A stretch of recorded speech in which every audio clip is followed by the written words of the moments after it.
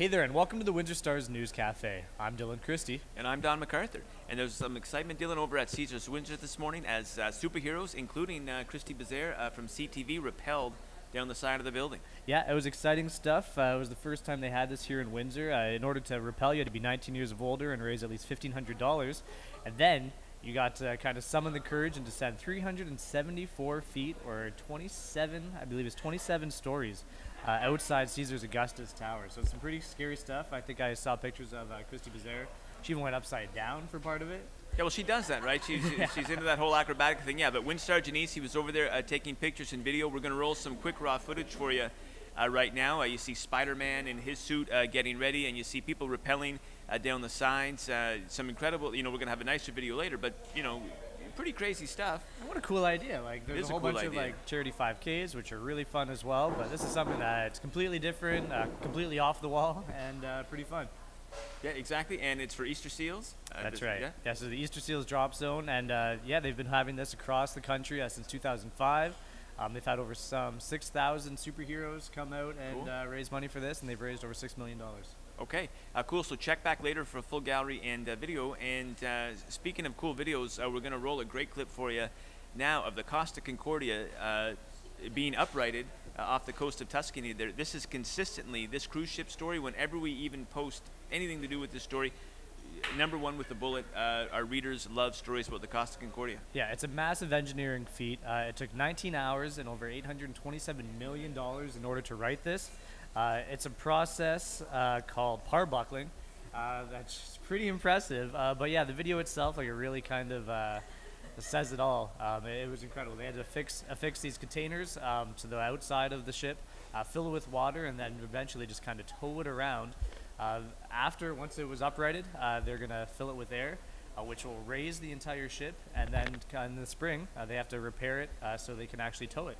Well, exactly. Now, it's been there for about a year, yep. Right? And it's a lot of damage to the side that was submerged in the water, and even uprighting it, there's a lot of damage, and they're going to have to repair this before they sort of tow it to where they have to tow it. And I guess now they can resume the search. 32 people died. That's right. When this thing slammed into the reef, and they still haven't found 2 bodies. They can resume the search for those 2 bodies. Yeah, absolutely. So again, this the crash happened on January 13th, 2012, kind of off Tuscany there. So yeah, so they're not over. It's not done. There's still a lot of work that needs to be done for repairing it. You can see from the video and from the pictures that there was some substantial damage to the ship itself. So that'll take some time.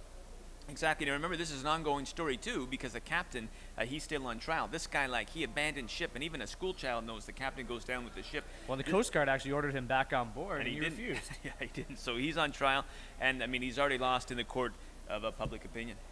Absolutely. Okay, on to a local story here. Unifor, the 2 locals last night, 2 Unifor locals at the university, overwhelmingly they ratified 3-year not tentative anymore, 3-year agreements to avoid more labor unrest there. Yeah, there was the Unifor Local 2458 and Unifor Local 195. Like you said, I think there was 100% in favor and 97%. So they both ratified those votes as well. Now there still is, of course, Local 1393, who have been on strike for about a week now. About 10 days now, 10 days, yeah. So they're still on the picket line, hoping even just to get an opportunity to sit down with the university.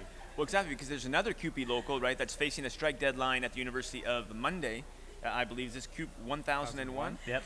CUPE Local 1001, and they are going back to the table with the help of the mediator, and it really sets the stage for solidarity, right? Like, potentially you could have 1 CUPE local that ratifies and 1 CUPE local that doesn't, or potentially this is a big trump card that CUPE maybe has in its back pocket, because you could really paralyze things if you get up to 800 people on strike. Oh yeah, absolutely. That's different. We've talked about him before. CUPE President Dean Roy with 1393. He's saying that he hopes when 1001 sits down at the university, they can actually join them at that table as well. He's saying that we're anxious, we're eager to sit down with them. It's just a matter of getting that opportunity. Yeah, we actually, right before our little newscast here, we spoke to a student here in the cafe who says that students are amping up the pressure. Yeah, they've actually created a petition on avaz.org. That's AVAAZ. It's a petition to request that University of Windsor administration honor the CUPE 1393 and 1001's request for fair working conditions. So there's already quite a few signatures. You can search for it online and add your name if you'd like. Okay, and we're just going to play a quick clip for you now. This is Bruce Dickey. We videotaped him last night from local 2458 talking about the 3-year deals. The first group we voted was the operating engineers this morning. They were 100%. Part-time clerical and the full-time clerical voted separately, and both of those were at 97%. Wage increases of 1.5% a year, each year of a 3-year collective agreement. We had job security language. We had other improvements that we made in the agreement. Certainly we have a very good working relationship with the university. The membership was just amazing today. They were quite happy with the results of the agreements for all 3 of the bargaining units. How did you feel? It was long. It was very long. The last day, we were face to face for 18 hours, but the committee actually stayed behind for another 10, 12 hours, finishing up all the last paperwork. I mean, they were literally there for 30-some hours to make sure we could get the deal done.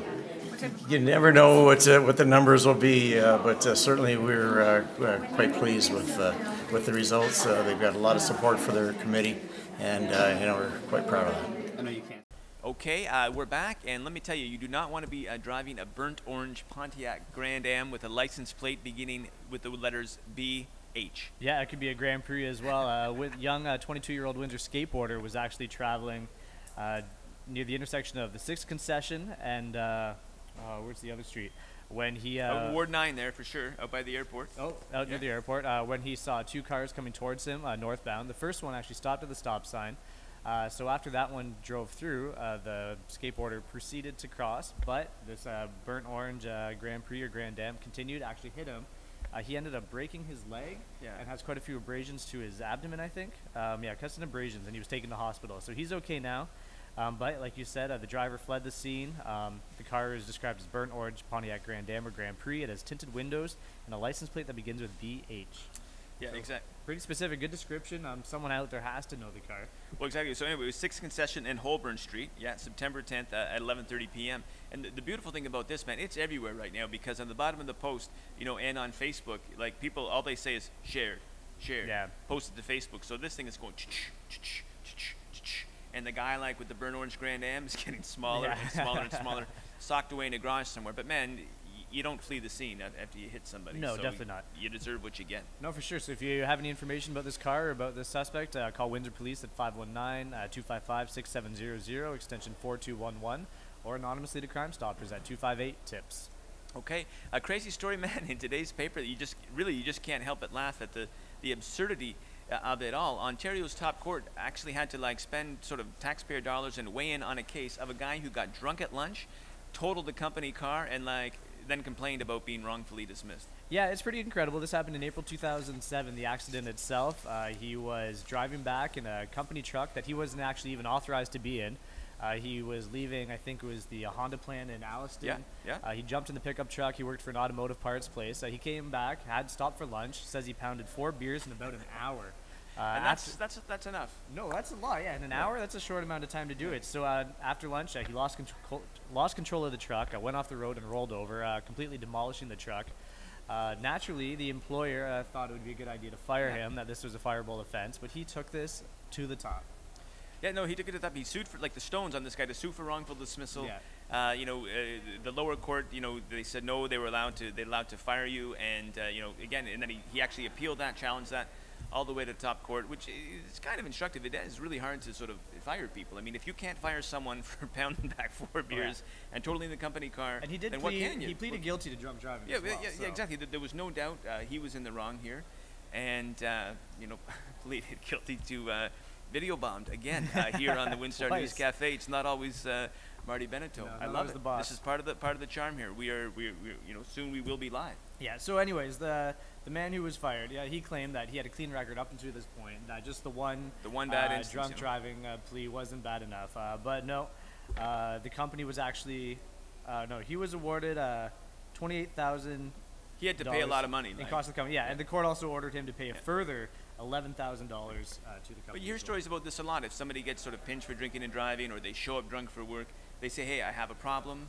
And maybe they do. In Windsor, it's a joke. We call it the Brentwood Shuffle. Like, you get in trouble, you go to Brentwood, and everything's fine, and your employer can't get rid of you. But bottom line, in this day and age, you really shouldn't get drunk and drive the company car. No, it's You know? bad news all around. Not a lot of excuses for that. No, definitely not. Okay, this has been WinStar Cafe. And hold on. Thanks for tuning in.